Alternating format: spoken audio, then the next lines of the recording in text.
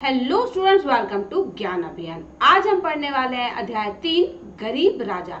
बहुत ही मजेदार कहानी है ये, और इसको पढ़ने के बाद है ना हमें कुछ अच्छा ज्ञान मिलेगा जो हमारे जीवन में हमेशा हमारे लिए लाभदायक होगा। तो शुरू करते हैं पढ़ना। गरीब राजा। गरीब राजा। गरीबी दो तरह की होती है, एक आर्थिक अभाव की और दूसरी लालची स्वभाव की। पहली गरीबी तो हाथ में पेट भरने लायक रकम आते ही दूर हो जाती है, पर दूसरी गरीबी किसी का सब कुछ लूट लेने के बाद भी दूर नहीं होती। यहाँ पे जो लेखक को बता रहे हैं कि गरीबी दो तरह की होती है, एक जिसमें कि हम पैसा आ जाता है, हमारे पास सुख सुविधाएं आ जाती है तो हमारी गरीबी खत्म हो जाती है, दूर हो जाती है, और एक वो गरीबी जो हमारे पास कितना भी आ जाए, हम किसी का दूसरे का लूट ले, छीन के रख ले, लेकिन हमारा जो लालच है, जो मन में आगे और ज्यादा कुछ भावना है, वो कभी भी खत्म नहीं होती।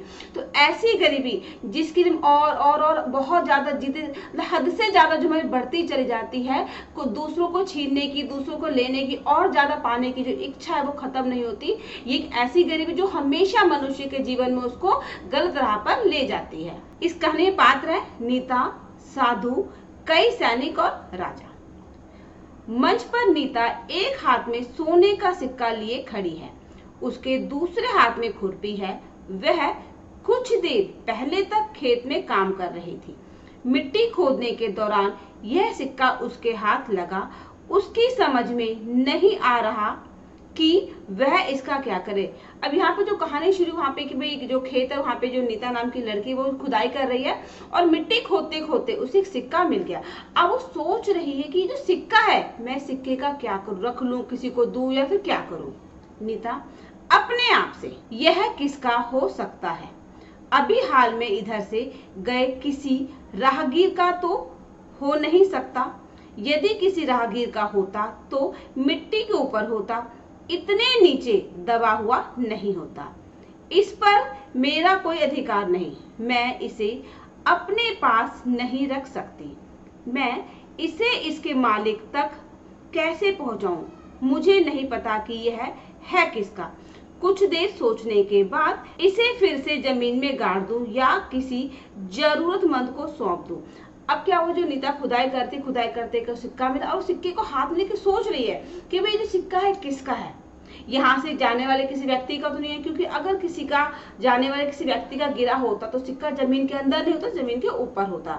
तो इस सिक्के को मैं कैसे इसके सही मालिक तक पहुंचा दूं, उसे दोबारा जमीन में डाल दूं या फिर अपने पास रख लूं, ये खुद में वो मन ही मन में सोच रही है। एक ओर से मंच पर एक साधु का प्रवेश। नीता अपने आप से, इनके शरीर पर बहुत कम वस्त्र हैं, हाथ में लकड़ी का कमंडल और पांवों में लकड़ी की ही खड़ाऊ। इन्हें इस सिक्के की सख्त जरूरत है, मैं यह सिक्का इन्हीं को दे देती हूँ। अब नीता ने देखा भाई जो साधु महाराज जो आ रहे हैं, तो उसने सोचा भाई साधु महाराज में लकड़ी का जो कमंडल है और जो उनके कपड़े हैं वो बहुत कम पहने हुए, लकड़ी खड़ा हुआ है। तो उसने मन में सोचा कि इतने लकड़ी का सामान यूज कर, लकड़ी की चप्पल पहने हुए, लकड़ी का खड़ाऊ ले रखा है, कमंडल ले रखा है, तो शायद इस साधु के पास पैसों का बहुत ज्यादा अभाव है और इसी कारण वो जो लकड़ी की खड़ाऊ और कमंडल का प्रयोग कर रहे, तो क्यों ना मैं जो सिक्का है वो साधु महाराज को दे दूं। साधु को रोकते हुए अपनी जेब से सिक्का निकालकर उनकी ओर बढ़ाया। साधु, बिटिया यह क्या है? नीता, महाराज यह सोने का सिक्का है। साधु, यह तुम्हारे पास कहां से आया और तुम यह मुझे क्यों देना चाहती हो? नीता, महाराज यह मुझे खेत की गुड़ाई करते हुए मिला है। आपकी हालत देखते हुए मुझे लगा कि आपको इसकी ज्यादा जरूरत है, इसीलिए देना चाहती हूँ। साधु नीता के सिर पर हाथ फेरते हुए, बेटी तुम्हारी सोच बहुत उत्तम है, मैं गरीब नहीं सन्यासी हूँ। सन्यासियों को अधिक परिग्रह रखने की मनाही है, थोड़े में गुजारा करना हमारा स्वभाव बन जाता है। यह सिक्का तुम किसी और को देना, इससे उसकी गरीबी दूर हो जाएगी। अब यहाँ पे जो साधु महाराज और नीता में जो बातचीत हो रही थी, जब नीता ने देखा कि साधु महाराज लकड़ी का जो कमंडल और खड़ाऊ प्रयोग कर रहे हैं, तो उसने सोचा कि भाई ये जो सामान है लकड़ी का, इसका मतलब है कि साधु महाराज के पैसे की कमी है। तो उसने सिक्का जो है साधु महाराज की तरफ आगे बढ़ा दिया उनको देने के लिए। तो साधु महाराज ने पूछा कि भाई सिक्का किसका है और तुम मुझे क्यों दे रही हो? तो नीता ने जवाब दिया कि भाई सिक्का जो मेरा नहीं है और मुझे खेतों में गुड़ाई करते मिला है, लेकिन आपको इसकी अधिक आवश्यकता है, जरूरत है, और यही कारण है कि मैं ये आपको दे रही हूँ। तो साधु ने कहा कि नहीं, मुझे इसकी जरूरत नहीं है, क्योंकि मैं एक सन्यासी हूँ। सन्यासियों का जो जीवन चलता है वो बहुत ही कम सामान में चलता है ना। हमारे पास हमें अधिक से अधिक सुख सुविधा रखने की मनाही होती है, क्योंकि हम सन्यासी हैं, और इसलिए सिक्का जो मुझे नहीं चाहिए। साधु का दूसरी ओर प्रस्थान और एक घुड़सवार सैनिक का आगमन। सैनिक, ए लड़की, झटपट इस रास्ते से अलग हट जा, सामने से हमारे महाराज और सेना आ रही है, उनके लिए रास्ता खाली कर दे, ऐसा ना हो तू किसी रथ के नीचे कुचल जाए। नीता, हमारे महाराज इतनी सेना लेकर किस लिए निकले हैं? उन्हें किसका डर है? सैनिक हंसते हुए, हमारे महाराज किसी से नहीं डरते, वे पड़ोसी देश पर हमला करने निकले हैं, उनका खजाना लूट कर लाएंगे, तब हमारे राजकोष में धन का अभाव नहीं रहेगा। घुड़सवार सैनिक का दूसरी ओर प्रस्थान। नीता, अरे यह तो अधूरी बात बताकर चलता बना। कोई बात नहीं, मैं यहीं रुककर राजा की प्रतीक्षा करती हूँ, हो सकता है मुझे सोने के सिक्के से मुक्ति मिल जाए। रथ पर सवार राजा का सैनिक टुकड़ी सहित मंच पर आगमन।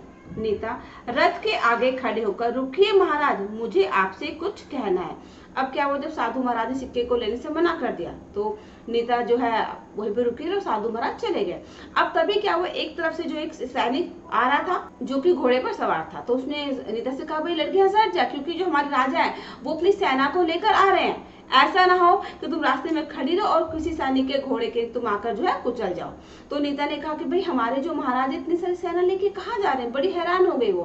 तो सैनिक ने बताया कि अरे सेना को लेकर वो दूसरे राज्य पर, जो पड़ोसी राज्य है, वहां पर जा रहे हैं, क्योंकि उनका जो खजाना है उसको लूट कर लाएंगे और उस खजाने से जो हमारा राजकोष है वो भर जाएगा, हमारे राजकोष में जो धन का अभाव है वो खत्म हो जाएगा।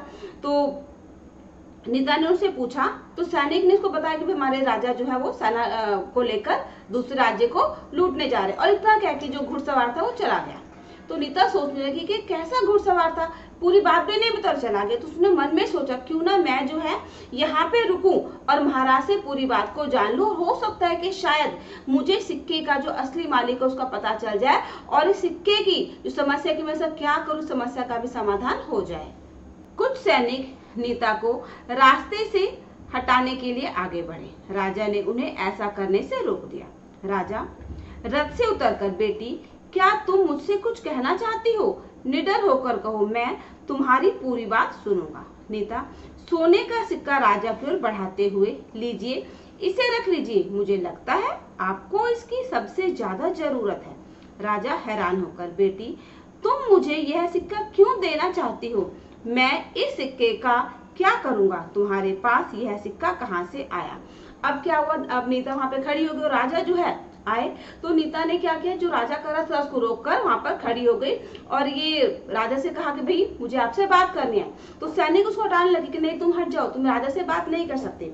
तो राजा ने सैनिकों को रोका कि नहीं तुम लोग रुको, और उतर के उन्होंने नीता से पूछा, भाई तुम यहाँ पे क्यों खड़ी हो, कुछ कहना है, कुछ बताना है तो मुझे बताओ।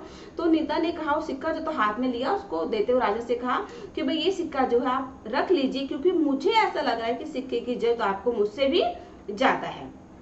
तो जो राजा हैरान हो गए कि एक राजा और उसको सिक्के की जरूरत। उन्होंने कहा कि भाई तुम मुझे सिक्का क्यों देना चाहती हो, इस सिक्के को देने के पीछे कारण क्या है? फिर नीता ने क्या जवाब दिया, नीता मुझे यह खेत में मिला है, यह मेरा नहीं है। कुछ देर पहले मुझे एक सन्यासी मिले थे, उनके पास बहुत कम कपड़े थे, ढंग के जूते भी नहीं थे। उन्होंने यह सिक्का लेने से मना कर दिया। वे बोले कि उनके पास जो है वह पर्याप्त है, उन्हें इससे ज्यादा की जरूरत ही नहीं है। उन्होंने मुझे सलाह दी कि मैं यह सिक्का किसी गरीब को दूं, इसलिए मैं यह आपको देना चाहती हूँ।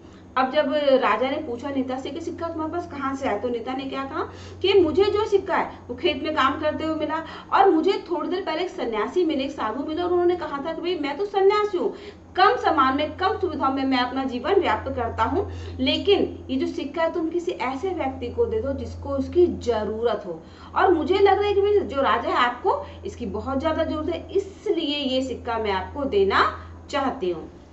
राजा क्रोधित होकर, ए लड़की तू होश में तो है ना, क्या तू इतना भी नहीं जानती कि मैं इस देश का राजा हूँ। राजा तू राजा और रंग में अंतर नहीं समझती, फिर भी तू मुझे रंग समझने का अपराध करना चाहती है।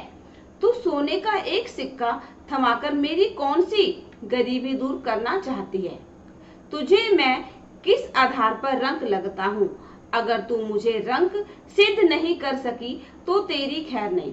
अब राजा ने जब देखा कि छोटी सी लड़की राजा को सोने का सिक्का दे रही, तो राजा गुस्सा आ गया, और राजा ने गुस्से से कहा कि मैं कोई गरीब थोड़ी हूँ, और तुम्हें एक राजा और एक गरीब में एक रंग में अंतर नहीं पता, तुम जो मुझे एक गरीब समझ के, एक रंग संगत समझकर जो सिक्का सोने का दे रहे हो, और इस सोने के सिक्के से मेरी कौन सी गरीबी दूर हो जाएगी, मतलब कि मैं तो राजा हूँ, मेरे पास धन की कोई कमी नहीं, और तुम मुझे गरीब समझ रही हो। उन्होंने गुस्से से कहा अगर तुम मुझे गरीब, मुझे रंग समझती हो और ये सिद्ध नहीं कर पाई कि मैं गरीब हूँ, तो तुम्हारी जो है खैर नहीं है। नीता दया भाव से, आपके आने से पहले मुझे यहीं एक घुड़सवार मिले थे, उन्होंने बताया कि आप पड़ोसी राजा को लूटने जा रहे हैं, अपनी गरीबी मिटाने के लिए किसी को लूटने जैसा घृणित कर्म करना चाहते हैं। पड़ोसी तो आड़े वक्त में एक दूसरे के काम आते हैं, यदि आप अमीर होते तो दूसरे की संपत्ति लूटने के लिए इतनी बड़ी सेना लेकर क्यों जा रहे होते।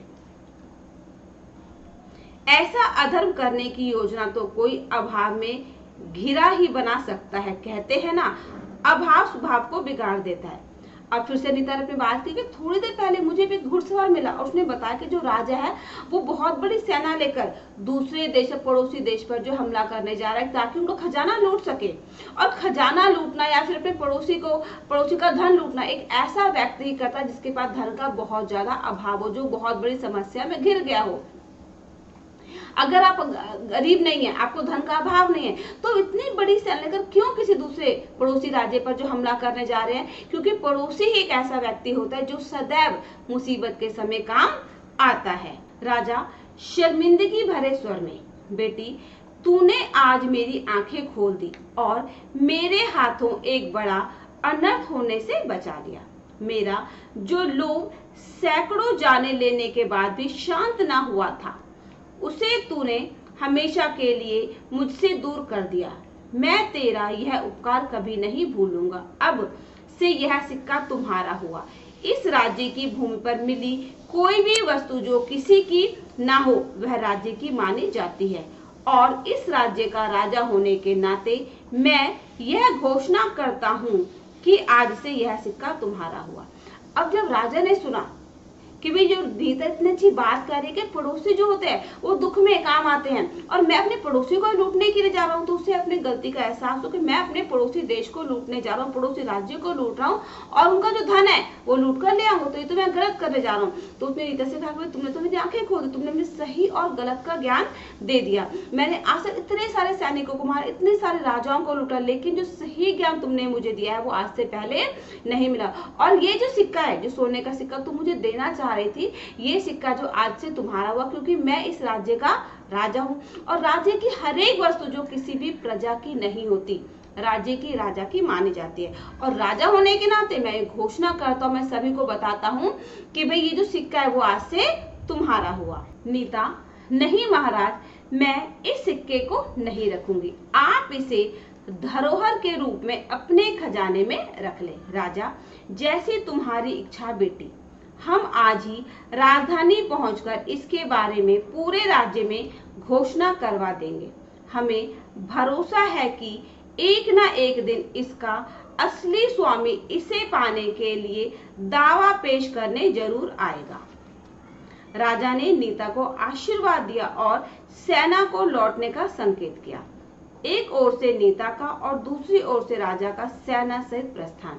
अब जो राजा थे उन्होंने क्या कहा कि भाई जो सिक्का है मैं तुम्हें देने की घोषणा करता हूँ, लेकिन नेता ने मना कर दिया कि ये सिक्का मुझे नहीं चाहिए, क्योंकि सिक्का तो मेरा है ही नहीं, तो जो मेरा नहीं है वो मैं नहीं रख सकती, और इसे जो आप इसे सिक्के को है ना इस राज्य की संपत्ति समझकर अपने राजकोष में रख लीजिए। तो राजा ने कहा ठीक है भाई, जैसा तुम्हें ठीक लगे, लेकिन मैं अपने राज्य में पहुंचने के बाद पूरे राज्य में घोषणा करवा दूंगा, और मुझे विश्वास है कि घोषणा सुनकर सिक्के के बारे में जो सिक्के का असली मालिक होगा, जो असली स्वामी होगा, वो कहने के लिए कभी ना कभी जरूर आएगा कि मेरा सिक्का जो कभी खो गया था, अपने सिक्के को लेने के लिए वो जरूर आएगा। और इस तरह से कहानी जो है खत्म हो जाती है। राजा और नेता और उनके सैनिक सभी अपने अपने वापस स्थान पर चले जाते हैं। तो ये कहानी हमें सिखाती है कि हमारे जीवन में, हमारे मन में हमें हमेशा सत्य के साथ रहना चाहिए। किसी दूसरे की वस्तु, चाहे वो कितने ही सोने चांदी की हो, महंगी क्यों ना हो, हमारे के लिए किसी भी तरह से उपयोगी नहीं होते। और हमें अगर गलतीवश जानबूझकर किसी भी तरह से अगर किसी दूसरे का सामान मिल जाता है तो हमें उसको उसके मालिक तक पहुंचाने का प्रयास करना चाहिए, या फिर उसको एक ऐसी जगह पर सुरक्षित रूप में पहुंचा देना चाहिए जहां से उसका जो असली मालिक है उस वस्तु को प्राप्त कर सके। मन में लालच नहीं करना चाहिए। अब इस पाठ के हम जो प्रश्न देखते हैं, सही उत्तर चुनकर सही का निशान लगाइए। नीता खेत में क्या कर रही थी? बीज बो रही थी, मिट्टी खोद रही थी, फसल काट रही थी। इसका सही जवाब है मिट्टी खोद रही थी। नीता ने सबसे पहले सिक्का किसे देने की कोशिश की? साधु को। तीसरा प्रश्न, राजा कैसा था? तो राजा ईमानदार था। इस पाठ के प्रश्न उत्तर, इस पाठ का अभ्यास कार्य आपको हमारे दूसरे वीडियो में मिल जाएगा। ये हमारा QR कोड है, इसको स्कैन करके आप अपने ज्ञान अभियान चैनल को सपोर्ट कर सकते हैं। इस वीडियो को अपने दोस्तों के साथ शेयर करें ताकि वो भी इस पाठ को, इसकी पाठ की कहानी को सुनकर पढ़कर समझ सके। तो मिलते हैं एक नए वीडियो में एक नए पाठ के साथ, तब तक के लिए गुड बाय।